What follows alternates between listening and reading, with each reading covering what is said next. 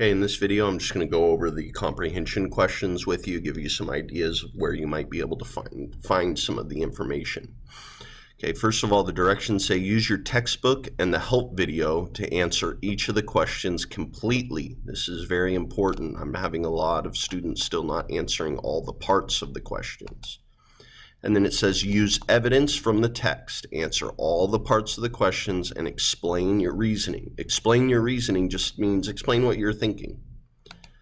Okay, so question 1, something unexpected takes place at the end of the Magic Gourd. What is the cause and effect of this event?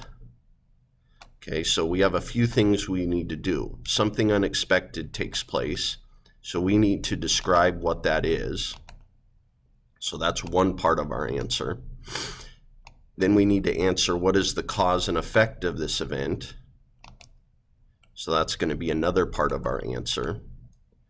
And then how does this event help you understand the moral of the story? And that's going to be yet another part of our answer. So really there's 3 parts to this answer, okay? So something unexpected takes place at the end of the Magic Gourd.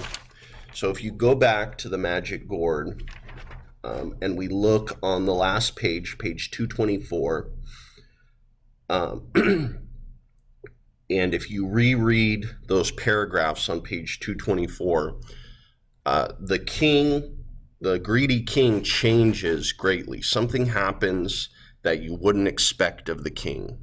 And that takes place on page 224. So on that page, what does the king do that you wouldn't have expected him to do at the beginning of the story? Okay, so that you need to include that in your answer. What was that event? What was that thing? What did the king do that you wouldn't have expected him to do at the beginning of the story? And then the next part, what is the cause and effect of this event? So because the king did this thing, what happened? Okay, so again, that's going to be found on page 224. And then lastly, how does this event help you understand the theme or moral of the story? So this event and how the king, the effect of this event, how the king kind of changes and how they view things differently is what we learn from this story. So the story is more about just the rabbit and the chameleon and the king. It's what do we learn from this story? Okay, the theme again, remember, is what we learn from this story. So, but it's never going to be just one word. So don't say, oh, the theme is friendship. What do we learn about friendship, for example, in this story? Okay, what do we learn about generosity in this story? All right, hopefully that helps, and hopefully that helps you clearly see that there are 3 parts to the question. You need to answer all 3. Remember, the box will get bigger as you type, so you can type more than the space I've provided, and that's no problem. Okay, number 2, how does the weather affect the characters in the story? So that's the first part of our question. And then use examples from the text to support your answer. That's the second part of the question. So we have to address both parts here. So how does the weather affect the characters in the story? Now remember, going back to the very beginning of the story, and if we think back to our cause and effect chart that we worked on as well, what was happening at the time of this story? So if you go back to page 216 and reread that very first paragraph, it talks about what's going on with the weather. And then we can think about that. How would that, how would that drought and the famine that is caused by that drought affect the characters? Well, for one, would Rabbit have ever met the chameleon? When we meet the rabbit, what is he doing? He's going out looking for food. Because of this famine, he has to search all over for food because food is so scarce. So the weather is affecting who our characters meet, why they meet each other. And then there's our examples from the text right there. You can say, for example, Rabbit was forced to go out searching everywhere for food, which is how he ended up meeting Chameleon in the first place.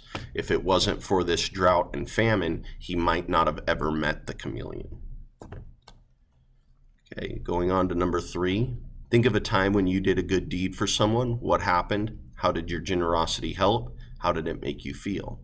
So a few parts to this one. Think of a time when you did a good deed for someone. So that's the first thing you need to address. What happened? So kind of tell that story, what took place. How did your generosity help? So what did it do for the other person? And then how did it make you feel doing that? Okay, so I can think of a time I remember when I was in high school. A friend of my mom's at work, she was going back to school. She wanted to improve her situation for her family, but the school is expensive. And so what happened was my mom was telling me this story, and I had recently gotten my first job. You know, my parents didn't make me pay rent to them or anything, so all the money I was getting from my first job was going right into my pockets, and I was, you know, I could buy video games, whatever I wanted. It was actually pretty nice because I had no responsibilities with my money. There was nothing I had to pay for necessarily. You know, I had to get maybe gas for my car, things like that, but no big expenses that you would normally have when you become an adult and have a job. So I had, you know, a fair amount of just spending money. And so what I did is I offered my mom, I said, here's $200. Will you give it to her to help her with her situation? Because I knew she had kids and I knew she was working hard to try to improve the situation for them. And I knew school was expensive. So I offered that money to give to. I gave it to my mom and asked her, you know, will you give it to her for me? And it made me feel good. It made me feel like I was making a difference, that I was able to help someone that could use that money for a greater purpose than I was going to use it for. You know, I probably would have used that $200 on junk food and video games, right?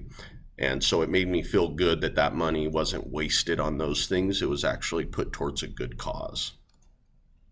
Okay, number 4. Who gets the bigger reward from the gourd, the king or Brother Rabbit?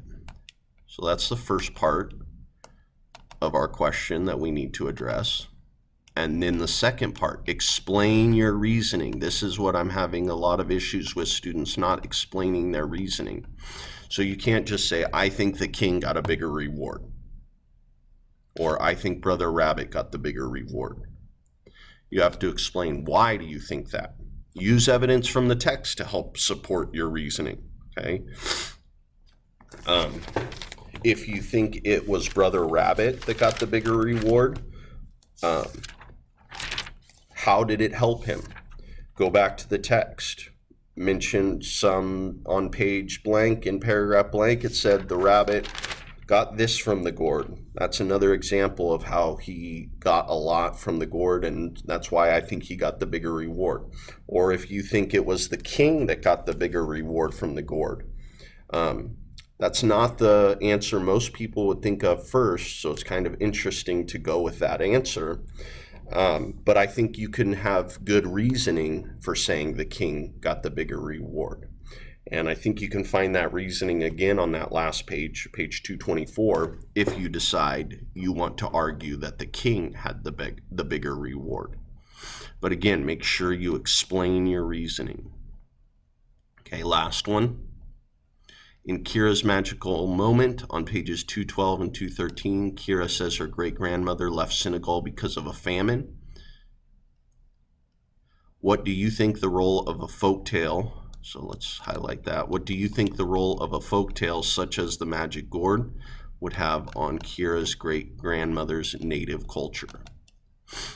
So really just one part. You may need to go back and reread or rewatch the video that reads this story, but really just one part of the question.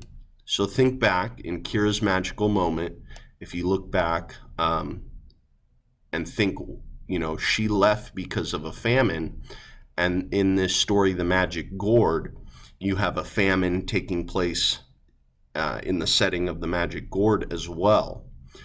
And so think about if you were Kira's great-grandmother and you heard this story of the chameleon and the rabbit, and they're dealing with a similar situation that you're dealing with because you're both dealing with famine.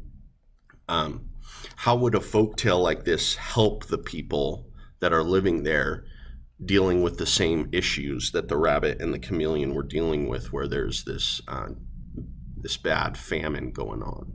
Okay, so that's how you want to approach this question. All right, thanks for watching. I'll see you on the next one.